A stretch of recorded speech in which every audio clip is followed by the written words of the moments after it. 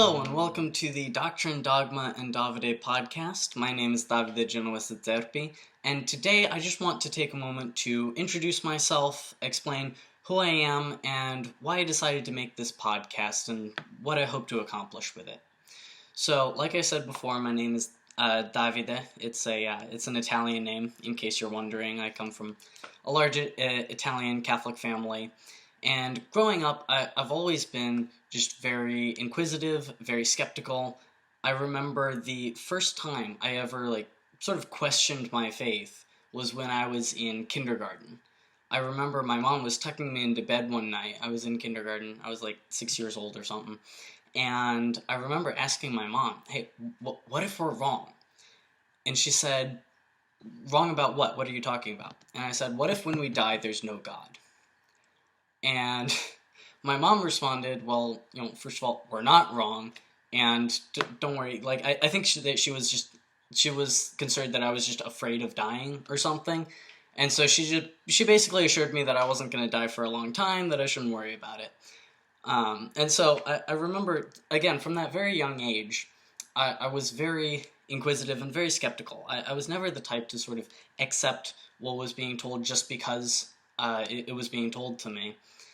And so, fast forward to when I was in 7th grade. Growing up, I sort of bounced between homeschool and Catholic schools.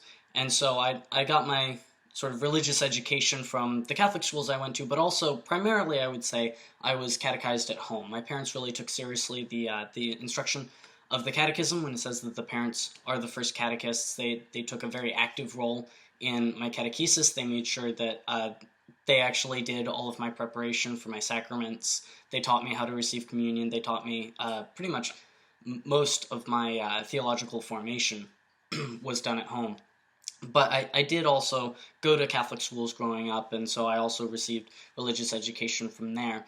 And I remember my 7th grade religion teacher, he said something that I've never forgotten. He was talking to us about just sort of the life cycle that a religious person or a Catholic goes through in their lives, and he said that when they graduate from high school and go off to college, that's the moment when a Catholic will make their faith their own, where the Catholic faith is no longer just something that their parents tell them to do. It's something where they actually take it to heart and they make it their own. And I remember hearing him saying that, and I thought, well, that's a load of crap. If the Catholic faith is true, why shouldn't I make it my own now? And if it's false, why should I practice it now? And so that was sort of the moment that I came to the decision that basically, if what the Catholic Church teaches is true, then it should be the most important thing in my life. And if it's false, then there's no reason it should have any bearing on my life. And so I came to the conclusion that either the Catholic faith is everything or it's nothing.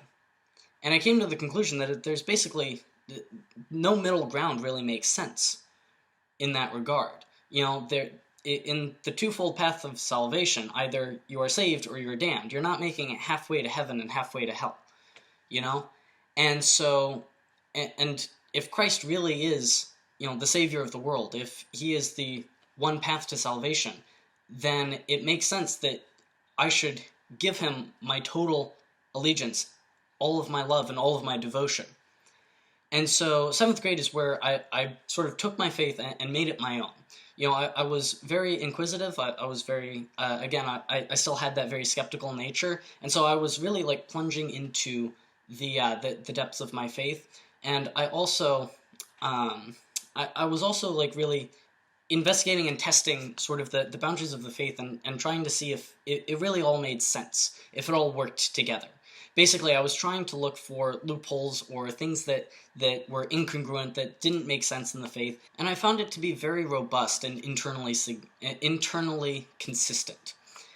And so that's the period of my life where I really started to develop a strong personal devotion to Christ and to my faith. I developed a very strong devotion to especially the true presence of Jesus in the Eucharist. I started to think about the fact that, this the Eucharist, which we believe is the body, blood, soul, and divinity of Jesus Christ. This is the most sacred thing in the world, and it is something that we as human beings totally don't deserve. Like, this is such a profound gift that Christ gave to humanity to allow us to have such a close and intimate access and connection to his most sacred flesh. And I started thinking about how people treat the Eucharist and how people approach it. And I saw people approaching the Eucharist so casually, just like sort of walking out and taking it in their hands. And, I had always been taught to receive on the tongue, but 7th grade is when I decided, if this is really, truly God in the flesh, Jesus Christ in flesh and blood, body, blood, soul, and divinity, then I want to receive him as reverently as I possibly can. And so I started kneeling for communion. And I remember asking my religion teacher that year why we don't generally kneel for communion, why we usually receive standing. And I don't think he really had much of an answer. I think he was surprised that I asked the question. And he gave me an answer about basically just receiving while standing being more convenient, less, it's a little faster, it would take too long if everybody knelt. And then a few weeks later, I started to see him kneeling for communion, which I thought was kind of funny. But yeah, so I started to develop a very strong, close personal relationship with Christ. And I got into this habit that I'm really grateful for, which whenever I'm going through something difficult or I'm struggling, my first instinct is always to go to Eucharistic adoration. Find an adoration chapel, just go directly to God. And that is a habit that I am so grateful for, because it has helped me through so many tough times when I'm going through something and I don't know what to do.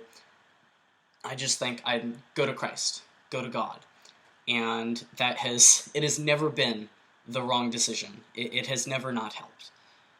So, fast forward a little bit to, I guess, after 9th grade, I went to public school for 10th, 11th, and 12th grade, and that was really great because I got to really be, for the first time, in a very non-Catholic culture, a very non-Christian culture, which is not to say that it was necessarily antithetical or hostile to my faith. It just, wasn't, it was no longer presumed that, like, people were going to get, scripture jokes, or people were going to see eye to eye on, my morality, especially with regards to sexuality and things like that. And so it was really great in a lot of ways, because it was sort of my first experience with sort of practical apologetics. Like, one thing that I'm actually really grateful for as far as my Catholic school education goes is actually my 9th grade religion teacher basically teaching me that faith is not contrary to reason. And that teaching, that faith and reason go hand in hand, that you cannot separate the two. That has been really important to me because, reason is very important to me. And it sort of formed the basis of my apologetics. And when I went to public school, that was sort of my first experience with apologetics. And thanks to the period of time when I was in 7th grade, when I was like really plunging into the depths of my faith and finding out how to sort of explain it to myself, how to best understand it, that allowed me to actually be able to very effectively explain it to others and sort of teach other people what the Catholic perspective is. Why do we believe this? And I certainly wasn't, I was not perfect. I was in high school. I used maybe some bad analogies, and I indeed definitely taught some inaccurate theology because I didn't know, I didn't understand perfectly. But it was sort of my first experience with apologetics, in sort of explaining the Catholic perspective to people who had never really heard it explained before, And then finally, I went to college. I went to a secular university, George Mason University, go Patriots. And so when I got to college, I actually tried to become an atheist. And the reason I tried to become an atheist is basically, when I got to college, I found the moral laws of the church to be suddenly somewhat inconvenient to me, that I didn't really want to follow the commandments and the teachings of Christ's church anymore. But I knew that if the Catholic faith is true and I ignore it and I just walk away from it, then the consequences would be dire for me. In addition to just the threat of eternal punishment, I knew that the church teaches that when you ignore the natural law, it will have devastating consequences for your life as well, and I had certainly seen that. But I went about basically, because I found my Catholic faith somewhat inconvenient to me at that time, I decided that I wanted to make sure that if I'm really going to stay devoted to my faith, that I wanted to be sure that it was true. And so basically I set about trying to disprove the Catholic faith any way I could. I was trying to pick it apart every way to Sunday. And I found a lot of atheistic arguments actually very appealing, sort of on their own. What I sort of found in my investigations was that on any specific sort of narrow point, I feel like the atheist argument is really compelling. Take, for instance, Eucharistic miracles.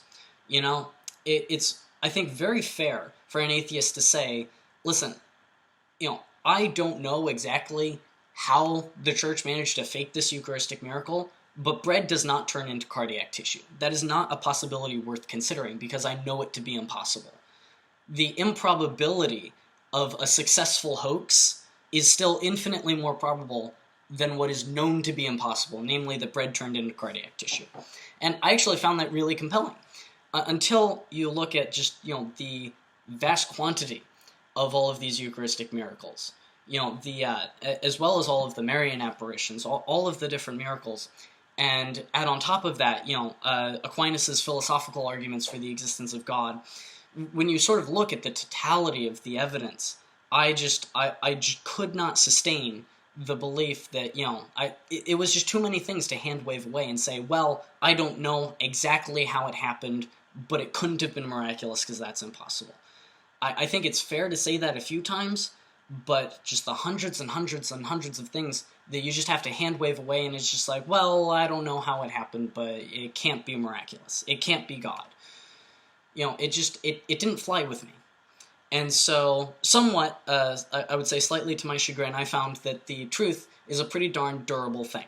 And I spent pretty much the rest of my time in college engaged sort of in hardcore apologetics with mostly atheists and agnostics. I never got any of them to convert, but I got every single atheist I talked to, I got him to concede that the Catholic faith was not contrary to reason.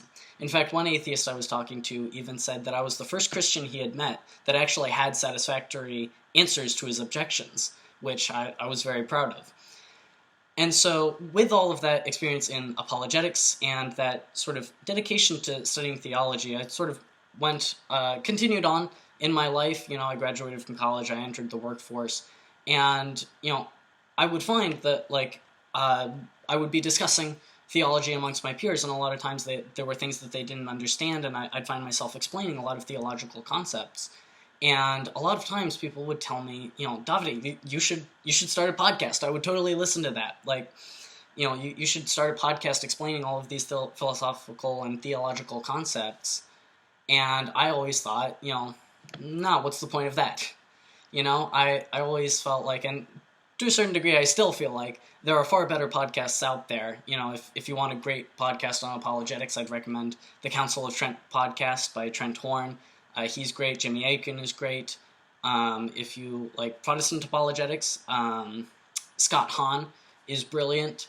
And, as far as general apologetics and general explaining of the Catholic faith, Archbishop Fulton Sheen is phenomenal. That there's no getting better than the Venerable Archbishop. And so I just thought that there are so many better people out there. What's the point in throwing my hat in the ring? A lot of the ideas I have are largely informed by those greater theologians. I just felt like I didn't have a lot new to contribute. I didn't have a lot that, hadn't already been stated before. But the more I thought about it, the more I thought, well, sometimes it just takes a different voice. Sometimes it takes, a slightly different perspective. And I also just thought that at the end of the day, there's very little harm that could come from me starting a podcast. Like, sure, there are better voices out there, and I'm always going to encourage you to check out people smarter than me. But at the end of the day, if my podcast results in somebody like finding an answer that they had been searching for where they might not otherwise have found it, even if it's been answered better somewhere else, but I happen to be the source that they find, like, that's still a good thing. I think that there's no such thing as too many good, faithful Catholic voices out there. And so I thought, I may as well be one of them. And what sort of tipped me over the edge is I was talking to a friend of mine who mentioned that she happened to have a microphone that I could use for the podcast. And that was sort of like the last straw for me. I was just like, okay, I take this as a sign from God. He wants me to start the podcast. Fine, I'll do it. And so here we are. I hope with this podcast that I will be able to just sort of like explain various theological concepts. I want to focus mainly on apologetics and clarifying aspects of Catholic theology that I notice people getting maybe a little bit confused, or concepts that aren't always explained super clearly. And I also want to address some confusing things that maybe come up in the church, even confusing things that are sometimes said by high up members of the Curia, that their clarity is not exactly the hallmark of the church at this present moment. And so I hope to be sort of a clarifying voice in the Catholic world today. And ultimately, in my podcast as well as just in my day-to-day life, my most fervent desire is to bring people closer to Christ, is to help bring souls to salvation.